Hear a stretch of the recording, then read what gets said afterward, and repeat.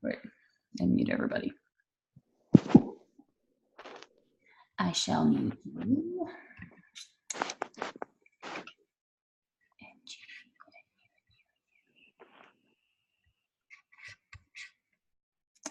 Someone's still not there. We go. Okay. If you didn't get the Uncle Rico reference, you need to go back and like YouTube Napoleon Dynamite, because he is the epitome of backwards thinking. Like, you know, and he's held on to this dream of winning state in high school, you know, and he's constantly, you know, throwing his football, and he lives in a van down by the river and all these things, you know, so it's like the epitome of backwards thinking. But I bet as you were reading through this chapter, you could probably identify with somebody in your life that's like that.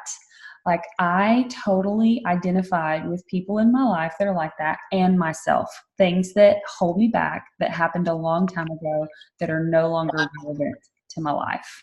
And so we all do that, like so guilty. So this step is like huge, huge in helping you break barriers to move forward.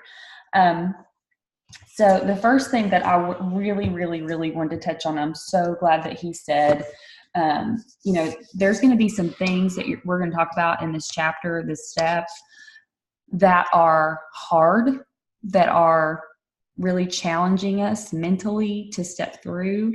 But then there's also a difference between that and some trauma. So if you've been through some things and you haven't sought out counseling, I'm a huge proponent for counseling. I know Carissa's a huge proponent for counseling. Go get you some counseling. Seriously, it's the most brave thing you can do. I've been in counseling for 3 years now, and it has been continuously the best thing I ever did for myself. Told Jessica Heffley I did not need counseling, and here I am telling y'all that it's a great thing to do. So if you still have deeper issues, encourage you to go talk those things out. So we're going to talk about this after action review first. So I found this fascinating because when I was in corporate world, I started my career at the state of Arkansas, and in my job role, I was over a program called Business Continuity and Disaster Recovery, which is a lot of words to say that we responded to disasters, which were physical, or we responded to disasters, which you couldn't see, which involved communications. And I was over both sides of the response, but one of my biggest jobs was to do exercises twice a year where I took a team of 20 data center nerds, and we flew to an alternate location and we tested out our plans. We had a multi-million-dollar contract. This is all the systems that run the state of Arkansas. So think about, you know, your revenue department, your school systems, all of the things. And we would fly just outside of New York City, and we would take this team, and they would have to bring back the systems from backup tapes, and they only had 40 hours to do it. So they didn't sleep. They like catnapped every now and then. We would bring them food. We would make sure they had everything that they needed. But at the end, when we got finished, we would do an after action review. And every time we had one of these exercises, my job was to go back through and make sure that everybody's mishaps, everything that we did right, everything that we did wrong, was written down in this after action review. That way, if something happened again in real life, we could bring things back up and not run into those mistakes again. And so that whole cycle is what we're going through in this process. And so looking back, you know, he starts talking out, I highlighted pages as well, but looking back is the first step to moving forward. And so as I'm doing even goal calls with my team, and some of my level ones that are on this call can attest, as we have done goal calls and goal setting for the year, we have to look back and see, you know, what are the things that we did awesome last year? And what are the things that we know we fell short in? And we have to be real with ourselves. And if you can't be real with yourself, there's your first problem. But we have to be able to identify what are those things, because you can't move forward without identifying them. So I hope you guys have all followed along and done some of those. I'm going to share with you some of my big ones from last year because they were pretty telling of where my mindset was. I left my corporate job in August, was my last paycheck of 2017. And we hit Senior Ruby in July. We were going, man. We were on a mission. We were going to do this thing. And in November, actually in September, we had a huge, one of our legs left, took a lot of people, just gone. And that was like the biggest blow to me. And I let it sink in and just stay there and like blamed so much of my lack of effort on her leaving. Like, it was like, instead of picking up my bootstraps and going, okay, she's gone, it was like, well, she's gone and my points are down and I can't do anything without her. You know, it was like, what are you doing? You know, your business does not depend on one person. But that backwards thinking was detrimental to my business. So in January, whenever the convention contest came out, I set my goal, but I was in total manager mode. And when I say I left corporate world, I left a way over 6-figure job. I was the main breadwinner of our home while my husband built his business up. And so to have that big of a blow was like, it was awful. It was like depression level awful. But it was one of those things where I was so blinded by what was going on. I was just like paralyzed at that point. So anyways, I had set my goals for convention, but I hadn't really worked for them, if you know what I mean. Like, I didn't add anybody personally at all from like September when that happened until like, I don't know, April. And so my own lack of not doing anything, major management mode, you know, so I'm sitting over here going, why is nobody doing anything when I'm not doing anything, right? And so total hypocrite there. Anyways, fast forward to the last month of the contest. And ever since I started Plexus, I have earned winner's dinner at a minimum, earned winner's dinner, shoe in for it every year. And I had set my goal for Black Tie Gala. And guess what happened? I didn't win anything except for the convention store prize. And that night, I cried myself to sleep. I was so upset and had the biggest self-realization it was all my fault. Like, not that I'm a failure, but that I allowed it to happen. Like, my lack of doing allowed that to be my reality. And so it was the most real and suffocating moment I've ever let myself feel. I'm an Enneagram 3. I know Chris is too, but it like, that's really hard to feel your own feelings and not like push outward and say, oh no, it's not me. But that was a real come to Jesus for me. And so I had to look at what actually happened.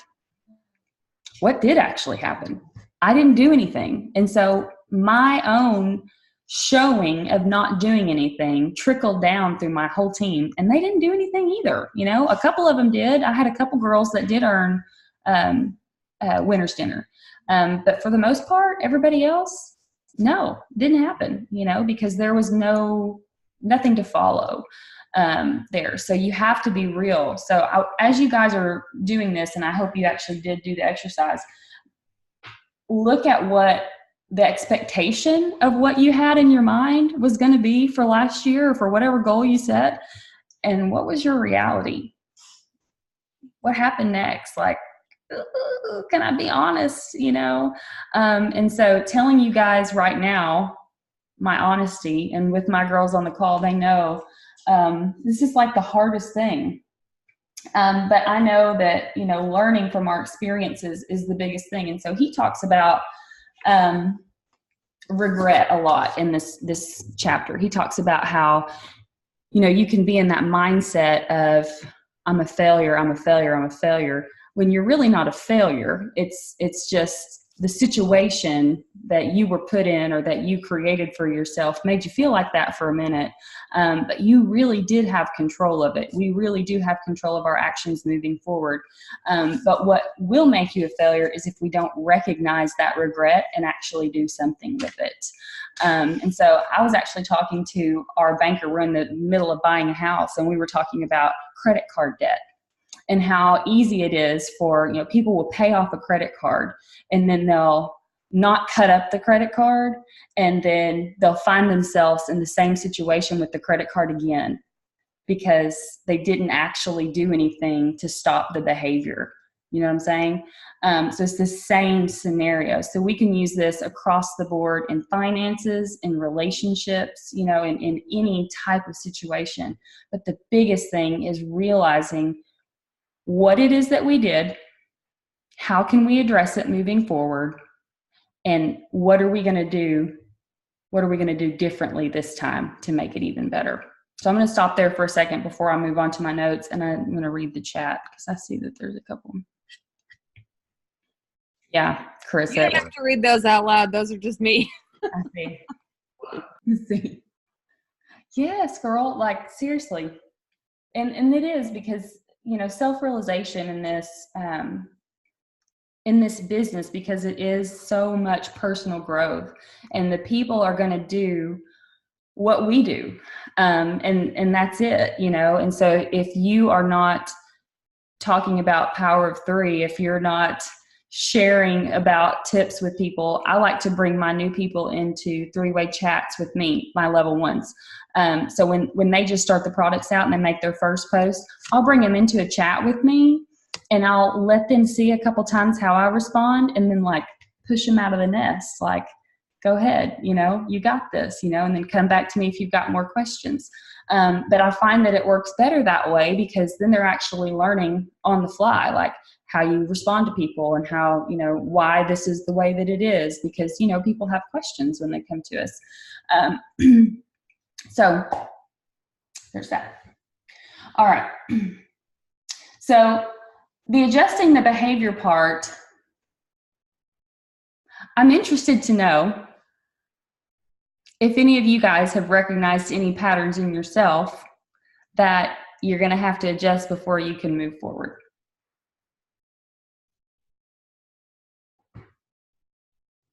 I'll go. Okay. What you just said a minute ago, the Power of Three, that is not ever been a conversation that I have ever had with any new person. I have no idea why, but it is one that I have been really thinking about in the last 4 or 5 months, and it's something that I've got to do better about. And then you and we talked about this before. The last time we talked about how I have got to start doing better with retention by just doing better on the front end with my beginners, with their products. Just the simplicity, the simple things that I'm just not doing. Power of Three is like life in our business. If we can share that and get that rolling, that's where your momentum comes in. That's when you feel like you're not doing it alone anymore.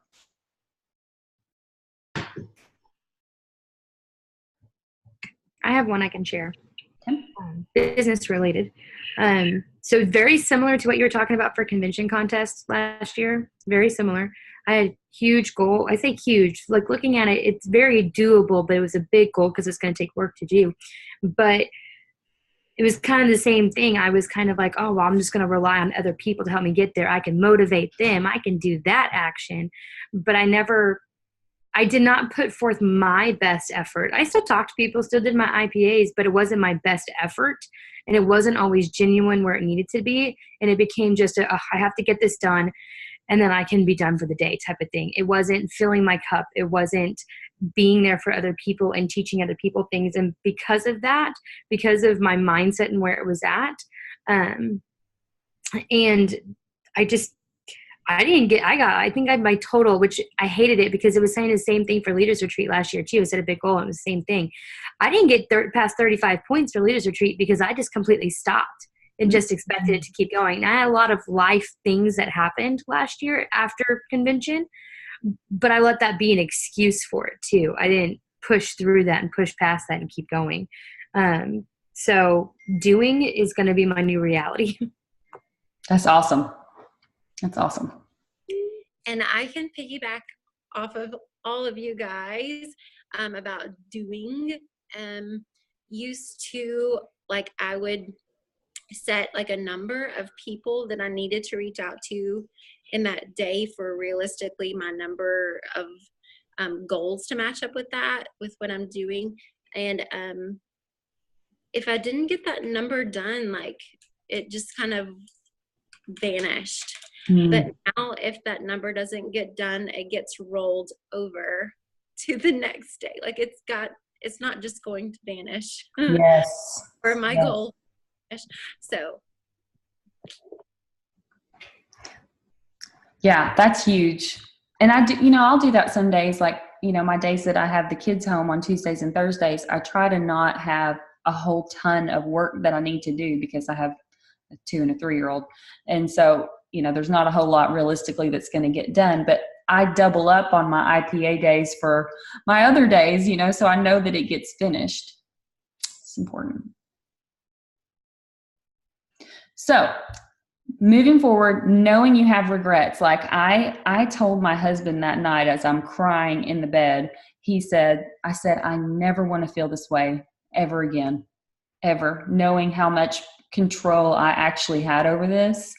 And in like the last of the contest, I don't know how many customers and ambassadors I added like the last 2-3 days, but it was like, it was so disheartening because it was like, no, it's too late. It's too late. It's just too late for that. But sitting at convention last year, I sat in the Senior Ruby section and I was not points-wise Senior Ruby.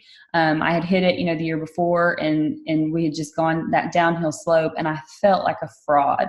And I was like, I never, ever, ever, want to feel that way. And you know how our badges all had the, what you earned on the badge? Oh my gosh. Like if for me as an achiever, that was like the ultimate turn the name thing around. Like I can't handle people knowing that I didn't even hit, any of those things except for the convention store credit. So that regret was strong enough for me to sit there and go, when Leaders Retreat contest comes out, that's it. Whatever the top prize is, I'm earning it. Done. Whether and I told myself right then, like, I want my team to do this with me, but I have to do it either way for myself. I have to know that I can do it. And we did it as a team. Like we rallied all the way to the end and we did it as a team. And 6 of my girls earned Leaders Retreat, but it had to be realize the regret and make it happen type thing. Like this whole process that he's talking about is was my life the last 12 months. So just reading through it was like, oh yeah, I did that.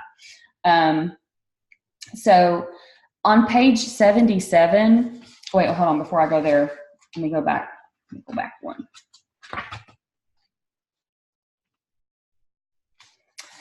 Page 74 on step 3. He's talking about learning from the experience, and a Spanish philosopher, George Santana, said those who cannot remember the past are condemned to repeat it.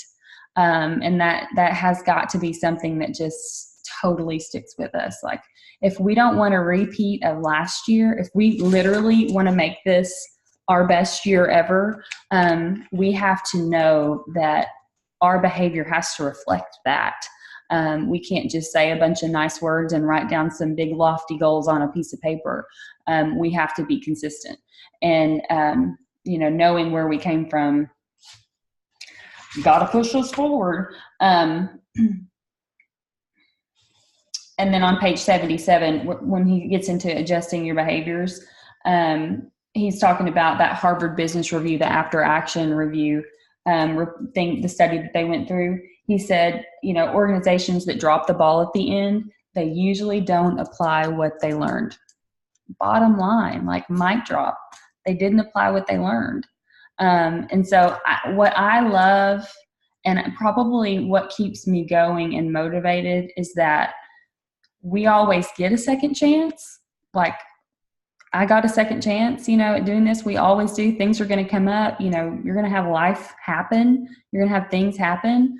But if you really want a goal, like, your consistency is going to be the game changer in this. So, okay, I'm going to read some of these comments. Really? Shame is only a motivator for 3s and 1s? That's interesting. I don't know. I'm saying in my experience, the people I know who are like 1s and 3s, when they feel deeply ashamed, like you did about your badge, they're like, I'm never going to let that happen to me again. But I feel like most of the other numbers, that's when they experience that deep shame, is when I start seeing them avoid working their business. Interesting. And so a couple other people I noticed are saying, yeah, that's totally how I feel. Interesting. So I don't know if any of them pipe up or not, but yeah, that's been hard for me as a leader, because like I'm like you, but it doesn't work that way for my team. A lot of them. Some of them it does. I've got a lot of 2s and 9s. Yeah, can they pipe up? So Lindsay, Leslie, Marla. I'm a 6, and I guess I don't fit the 6 situation in this sort of situation. Amber, when I've been in that kind of situation, it motivates me. Okay. I could have guessed that for a 6 too, I think. Yeah. So interesting. But you see all the people saying, oh yeah, when I feel the shame like that, it keeps me from working. Wow. I wonder if but I said that last year. I said, I know why people quit. Like, I know why they do, because when it gets hard like that, like, and I'm a pretty strong person, but I know why, when people feel that way, my strive is to push forward and to go and to move past it. But I can totally see, knowing what I know about 2s and 9s, especially because I've, have several of my leaders that are 2s and 9s. Wow. I'm a 1. I think I'm a 1, as far as I keep getting different numbers, but a lot of my numbers come up 1s, but I can very much agree that if I feel shameful or if I feel overwhelmed, like, I'm going to back up, because if I can't do it perfect or the way I think it should be, back it up all the way. I was going to mention a quote that I really liked. I don't remember what chapter it's in. It's on my phone, and so I'm using my phone right now.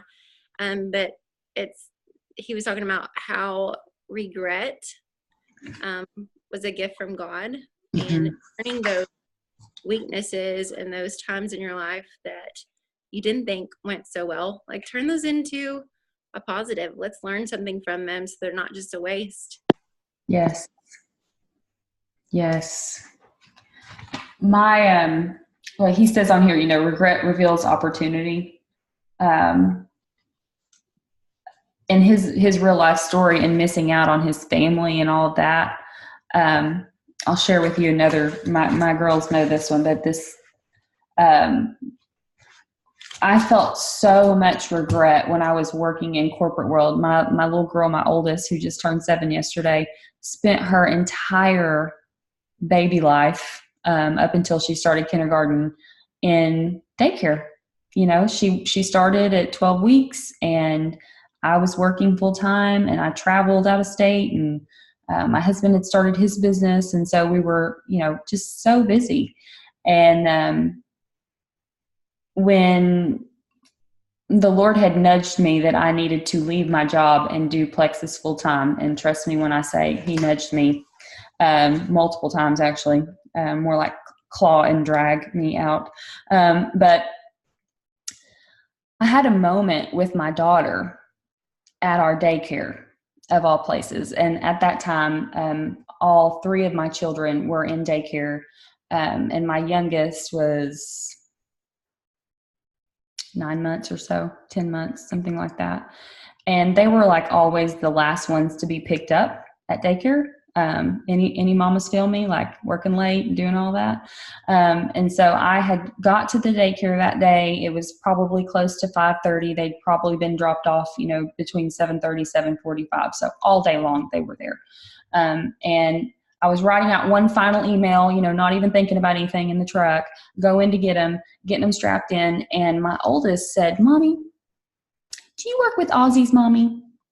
And I said, "No, baby, I don't work with Ozzy's mommy. You know that mommy works from home. I work for Fishline." And she said, "Oh."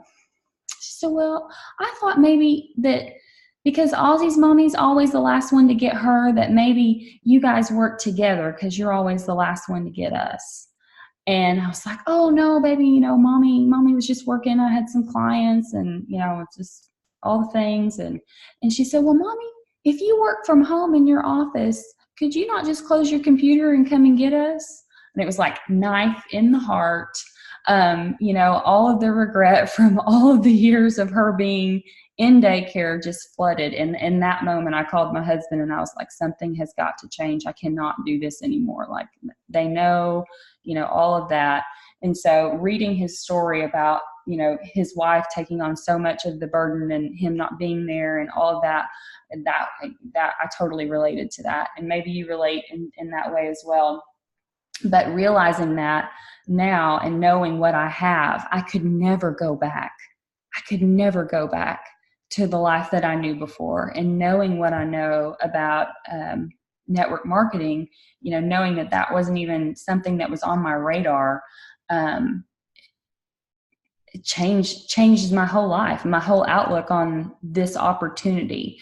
And so I know that if I don't take it seriously and I don't take what I'm doing and leading people and helping people get their best health they can possibly have with the products that I know work because I've seen them in my own personal family and myself, I'm doing a disservice not just to those people, but to my family. And that is my why, And so when you have those types of situations and you're planted that firmly, regret is not something that I look back and go, "Oh my gosh, I hate that I worked all that." No, I'm so glad that I worked all of those years because I appreciate now more than I could have ever appreciated what I have had I just come out and, been a network marketer, and I know people have great success just walking into the industry, but knowing what I know from corporate world to now, I'm so grateful to know that level of regret. Definitely opportunity for sure. So, just a second.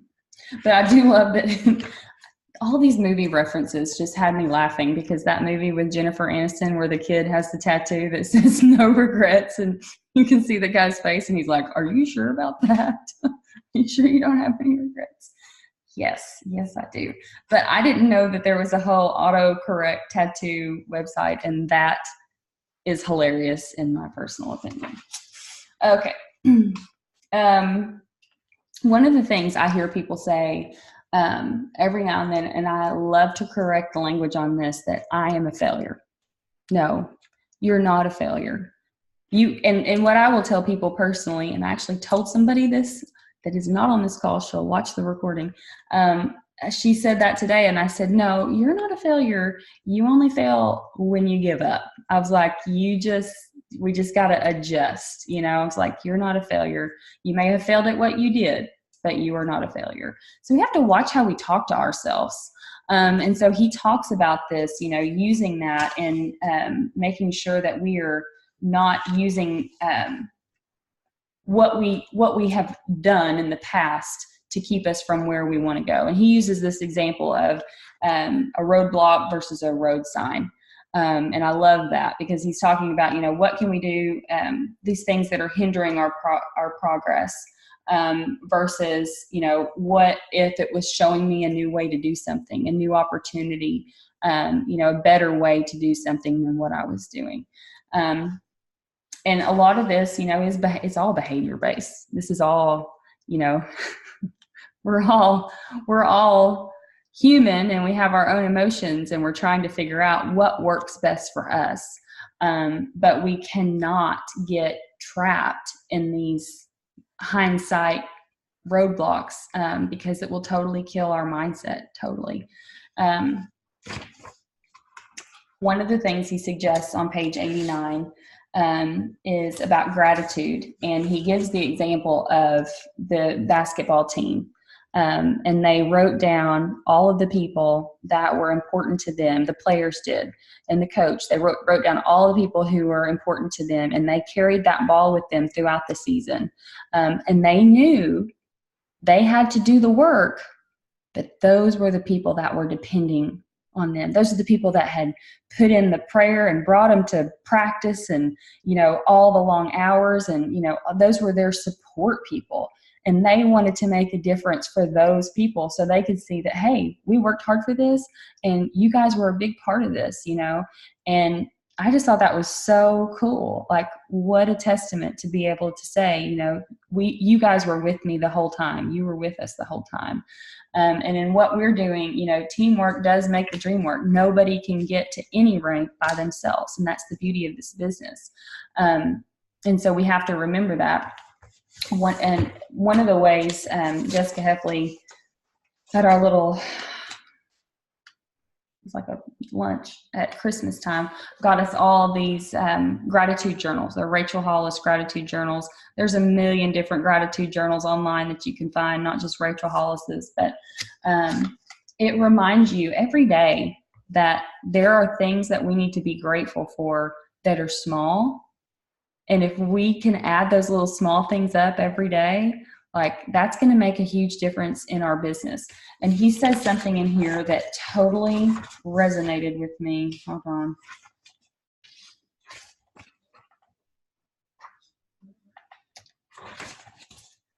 The truth is, you will never have more of what you want until you become thankful for what you have.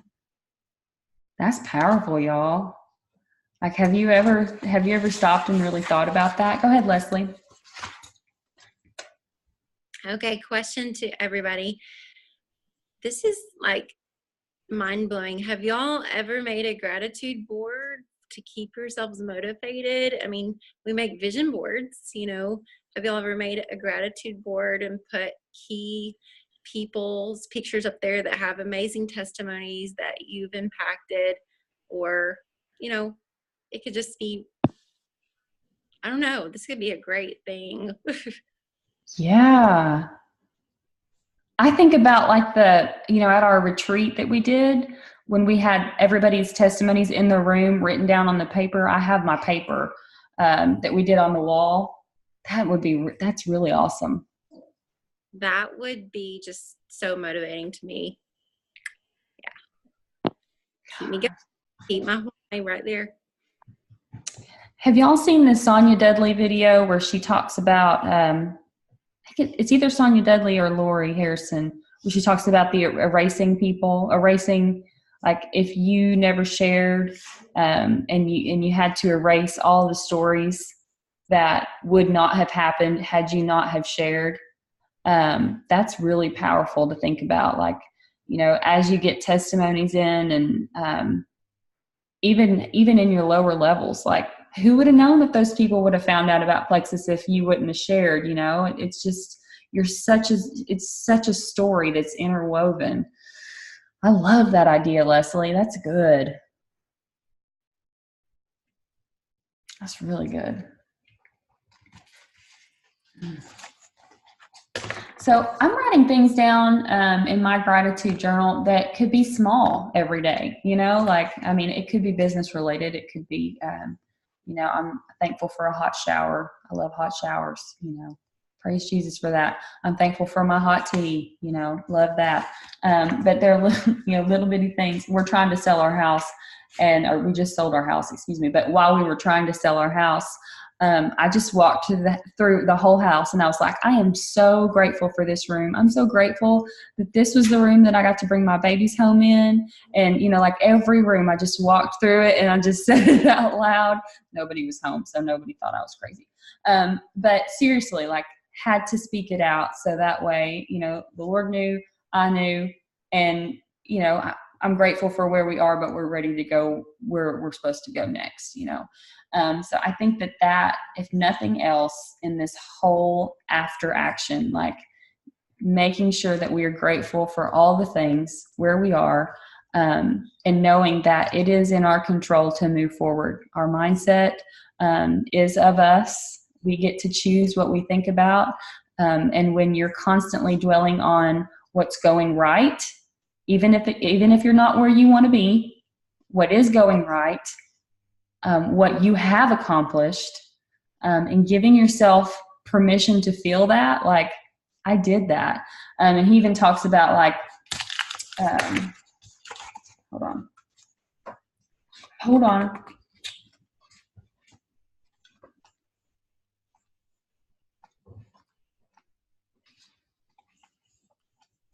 Feel free to talk amongst yourself. What you're saying about your house reminds me of Marie Kondo, where she, tells her things, thank you.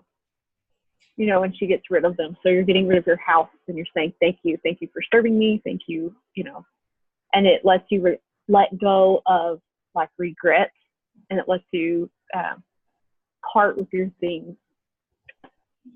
I didn't know that. I haven't got into her yet because I'm afraid I'll go deep. So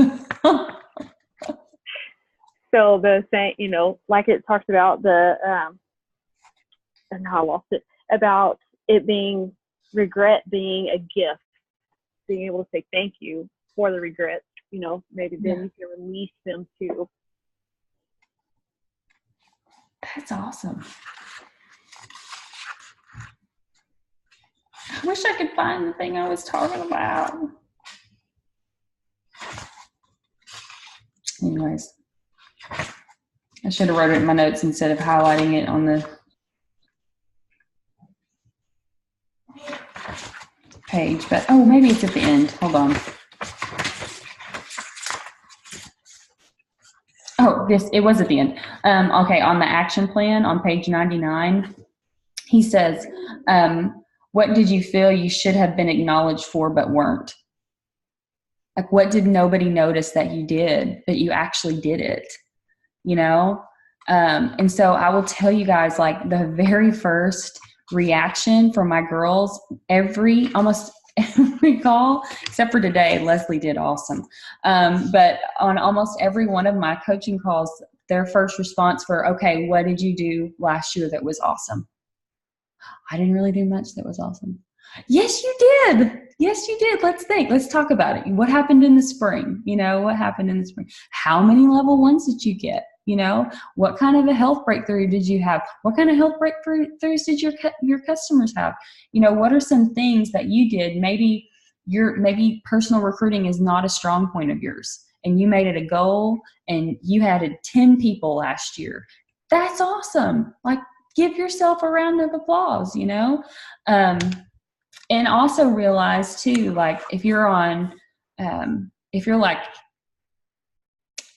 like me and you need affirmation, you need not just yourself to have affirmations, but you need somebody else to do it. I need somebody else to say, that's awesome, girl, you did that, somebody else to say it. Sometimes you have to make that happen yourself. So when you accomplish those things, sometimes they're overlooked because people are busy. And so I'm Jessica and Rob's level 1. Hello, they have a bajillion, and Jess and I are best friends. Okay. So if something happens and I want to be recognized for it, I'll text her and I say, hey, guess what? Guess what I did? And I share it with her, and that's my little hooray party, So if there is something that you feel like you accomplished from a business perspective and you want to make sure it's recognized, do not be afraid to toot your own horn. Be your biggest advocate. Like, that might be hard for some of you guys, but do it anyways. And that way you get that recognition. And especially if you are one of the numbers that tends to be more resentful, carrying that, saying that out loud and giving permission for somebody else to give you praise, it's going to take that off your plate. Do it. Okay. So I hope that you guys step through page 99. Those are all the after action review steps. If you have not, please do it. Please do it. Is there anything that you guys want to share? Any revelation that you had about last year, or something that you gained from this step?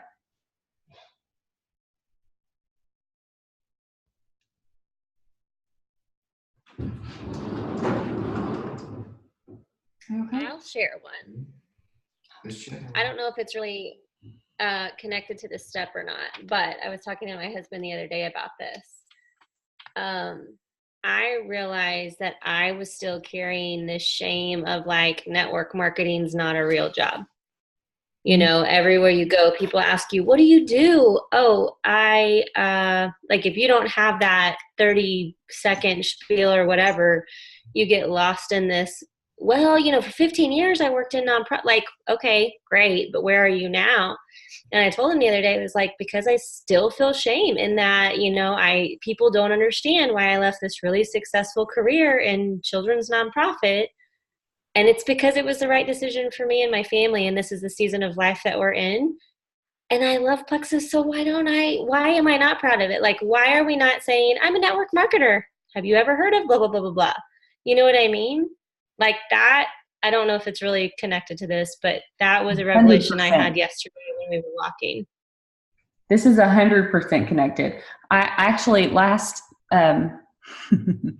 spring had this conversation with my counselor, and she said, I want you to walk into this like luncheon ladies leadership meeting thing. She said, and when you introduce yourself, I want you to say, I share Plexus. She said, don't say anything about your cybersecurity career. Don't say anything about it. Just say, I share Plexus. And like, it is like, that's huge, because we know we love it. We know why we did it, but there's this, it's like an external, what are they going to think? I think it goes back to the last section too, about our limited beliefs and what we think about that too. I think it kind of like pulls that in with it. And so I love how this kind of progresses in. So you realize these things and what your limited beliefs are. Okay, so now let's move past it and let's address them and let's work through them. I love that. For sure. Jake and I had. Oh, sorry. Am I talking over somebody? No, Leslie, you go. Okay, I'll be quick. Jake and I were talking about the network marketing thing this evening when we were shopping in Kroger's, because we saw our friend who basically helped deliver our baby. We've been friends with her since high school. And then she ghosted me after we talked about Plexus back and forth. And she's the one that initiated the conversation. You guys, fire came out from under her shopping cart wheels as she wheeled around us really quickly to not have a conversation with us. And Jake was like, okay. He was like, you weren't gonna chase her down and tell her she needed supplements. I was like, I know, but that's just the mindset that other people, are in, and I can't drag that with me, So. That's where they are. It's not where you are. I will tell you that last spring when I had this conversation with my counselor, I had been invited to, I was an adjunct professor and still am on the board for the department that I taught in. And I felt like I needed to give up my seat at the board because I wasn't working in the industry anymore. And so I'm sitting in the parking lot getting ready to go into this meeting that I don't want to go into because they're all going to ask me, where are you working? What are you doing? That kind of thing, and it's mostly men. Okay. So just keep that in mind too. And so I'm Marco Poloing and I'm crying with Jessica and I'm like, I don't want to go in there. Like, they're going to be like, and I'm like, what am I going to do? Hand in my Plexus card, like just all this negative talk going on, And she said, no. She said, you're going to walk in there and you're going to say, I am a network marketing professional. I am a professional. And she's like, that's what you are. You have a team of hundreds of people, and what you're doing now doesn't discredit what you did before. And so after the meeting, I get nominated to be on the executive board in this meeting. Okay. And I'm feeling like there's no way I should even, like, I don't even need to be here, let alone on the executive board, But I had all these things throughout the meeting. I noticed a trend. Like, I'm sharing stuff that happened in my job. Like, all these, things are coming up and they're like, well, Amber, what did you do with this? Or Amber, what did you do? All these things. And so at the end of the meeting, I go up to the department chair and I said, I'm just going to be honest with you. I almost didn't come today. I said, I know I'm not working in the industry anymore. And I said, I'm doing network marketing now. And she said, I know what you're doing. She said, but I also know what you've done. She's like, we need you. We need your voice here. She's like, just because you're not in the industry right now doesn't discredit what you know. She's like, we don't want you here because of where you work. She's like, we want you here because of what you know. And I was like, well, isn't that novel? You know what I mean? Like, if people around you know you, love you, in whatever setting, it doesn't matter what it is that we do moving forward, as long as it's not illegal. We should be supported by the community that we choose to surround ourselves with. And if we aren't, that ties, like, done with those people. But that was like a huge revelation for me personally, that getting rid of that, Stacey, what you're talking about, like carrying that shame of, what do I say when somebody says that? I'm confident and I am a network marketing professional. I have something to say. I'm an educated woman. I know what I'm doing. I'm not crazy. I got this. Like, as many times as you got to say it to yourself, girls.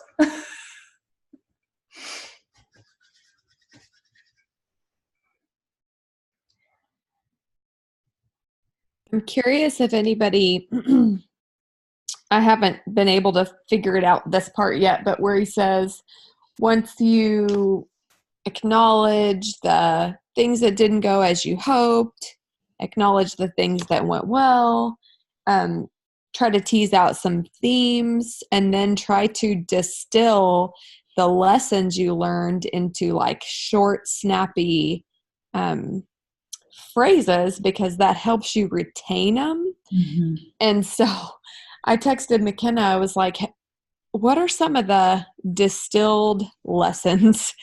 And I'm curious to know if anyone else has written any down yet.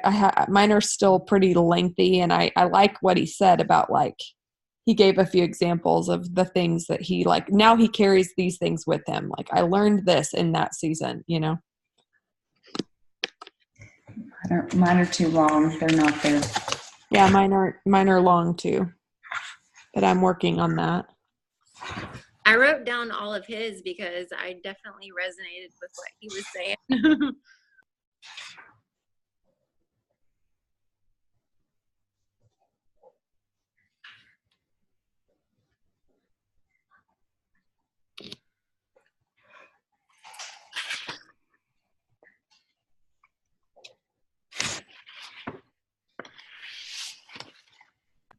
And I'm sure he picked to share those of his because I think a lot of people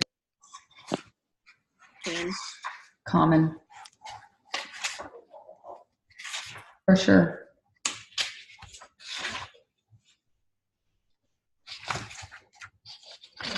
I just think, like, the whole step process, I've never thought about,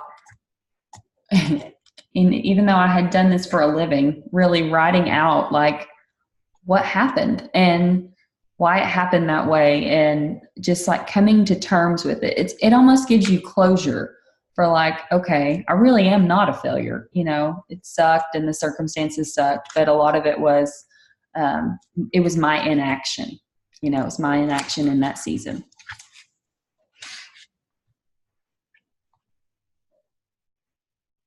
So, Carissa, I think that this might go along with it, but it's not necessarily something I've gotten from the book, but it goes along with it. So kind of giving a snap of kind of something I've learned from it. I've had a lot of issues with my car and a bunch of other stuff, and I use it some of post on Facebook, and I get a lot of responses and stuff from that. But one thing that I've really been keeping in the forefront of my mind is that I'm tired of paying for dealing with the consequences today of my past mistakes or bad actions. And so that like kind of short, I'm not gonna, whatever decision I make today, whatever step I make, whatever, if I don't do my IPAs, if I do my IPAs, I'm not willing to live with the consequences of my mistakes or past actions that probably weren't good in the future, because I'm done with them. Mm-hmm. And so I guess that's kind of like my little snippet moving forward. Yeah, I saw that earlier. When opportunity comes, it's too late to prepare. Mm-hmm. That's really good. So, you wrote that in the chat. Mm-hmm.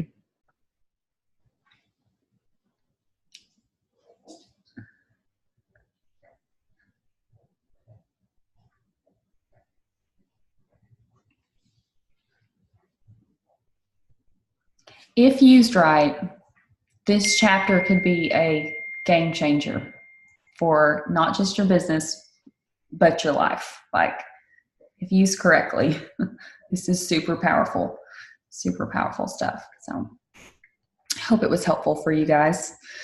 And next week, Carissa is doing step 3. Yes, I think it's a team member leading. It's either, I can't remember which one picked which night. It's either going to be Laura Pritchard or McKenna. So awesome. Step 3. Yeah. Cool. And maybe baby will hold in for a while. I know. I've got 5 weeks left. I'm like, he needs to take up every bit of that. So y'all pray with me. Yes. Okay, so next time we meet at the beginning, I want to do a short, like, did you do gratitude? How has that changed your week? Like, we're going to check in on this one. So I'm going to challenge you guys to do your gratitude every night. Start tonight. Even if you start with like 3 things. I think he says more than that in his little section. But start with 3. Like, what are 3 things you're grateful for today? Super simple. Write it down.